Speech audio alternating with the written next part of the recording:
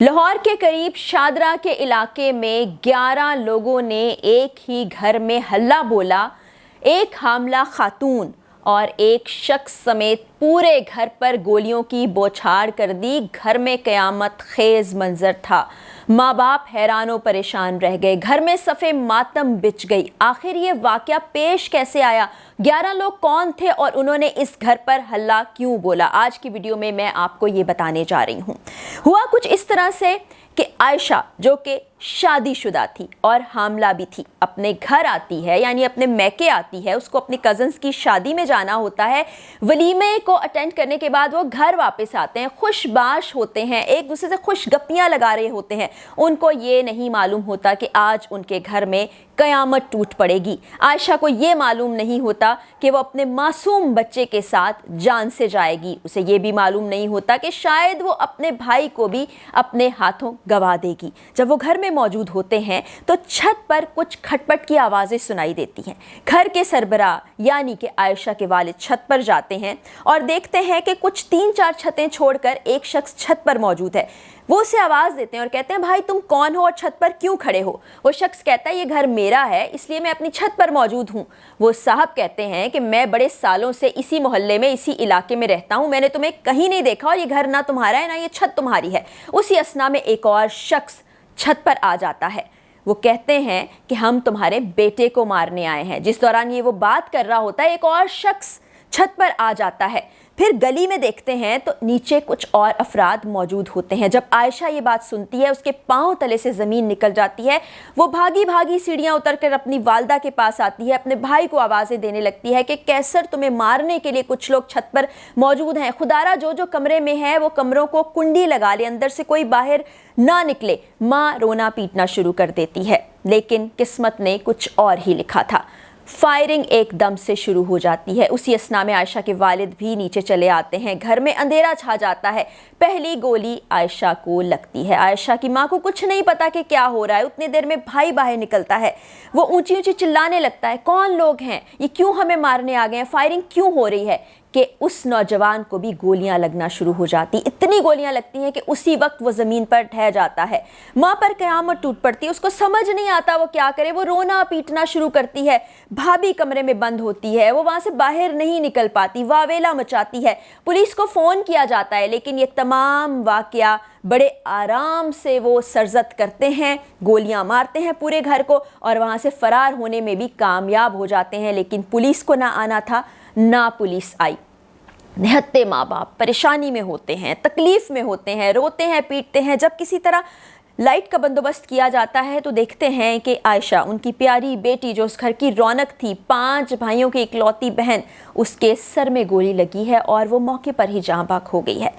बेटा कैसर ज़मीन पर तड़प रहा होता है। उसकी लाश तड़प तड़प कर कह रही होती है, मुझे बचा लो। फौरी तौर पर उसको करीबी अस्पताल ले जाया जाता है, जहां अब भी वो ज़िंदगी और मौत की कश्मकश में मुब्तला है। शायद उसकी जान बच जाए, शायद उसकी ज़िंदगी बाकी हो। भाभी अपने कमरे में बंद होती है। वो बेहाल होती है कि क्या हो गया, उसका सुहाग उजड़ने वाला है। उसको नहीं पता कि उसका शौहर बच पाएगा या ना बच पाएगा।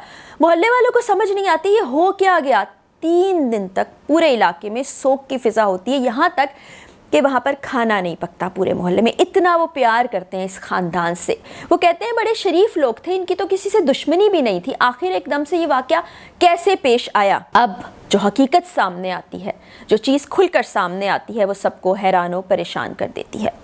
पता ये चलता है कैसर, जिसको मारने के लिए ये तमाम अफराद इनके घर आते हैं और अंधाधुंध गोलियाँ बरसाकर उसकी बहन को ख़त्म कर देते हैं, कैसर को अपने तई मार देते हैं। क्योंकि वालदा ये बताती हैं कि बाहर से आवाज़ें आ रही थी, कैसर का क्या हुआ, अंदर से आवाज़ें आ रही थी, कैसर को मार दिया, कैसर तड़प रहा है, मर रहा है। बाहर से फिर आवाज़ें आती हैं, कैसर मर चुका है। वो कहते हैं हाँ कैसर मर चुका है, जिसके बाद तसल्ली करके वो चले जाते हैं। उनका असल मकसद कैसर को मारना था, लेकिन क्यों, वो मैं आपको बताने जा रही हूँ। होता है इंसान कभी कभी पैसे के लालच में आकर किसी ना किसी चुंगल में फंस जाता है, और यहाँ भी ऐसा ही हुआ। कैसर किसी ज़माने में नशा आवर अशिया बेचने में मुलव्विस रहा है, और ये वही गैंग था जो उसकी तलाश कर रहा था। उन्हें जब इस बात का अंदाज़ा हुआ कि कैसर अब किसी सूरत भी इस घिनौने अमल में, इस घिनौने फेल में उनका साथ नहीं देगा, तो उन्होंने یہ تمام کارروائی کی۔ اس سے پہلے کافی دفعہ کیسر سے رابطے کیے گئے، اسے کہا گیا کہ تم واپس آ جاؤ، گینگ جوائن کر لو، دوبارہ سے نشہ آور ادویات بیچنے لگو، تو وہ کہتا ہے کہ میری اب شادی ہو چکی ہے، میں اس گندگی بھری زندگی سے تنگ آ چکا ہوں، اب میں یہ سب کچھ نہیں کرنا چاہتا، خدا را مجھے معاف کر دیا جائے، میں اس چیز میں واپس نہیں آنا چاہتا، میں دلدل میں دوبارہ دھنسنا نہیں چاہتا۔ لیکن یہ مافیا بہت گندا ہے، وہ کہتے ہیں نا گندا ہے پر دھندا ہے، تو اس دھندے میں وہ ایسا ملوث ہوا کہ اس سے نکلنے کے باوجود نکل نہ پایا۔ اس نے اپنی پیاری بہن کھو دی۔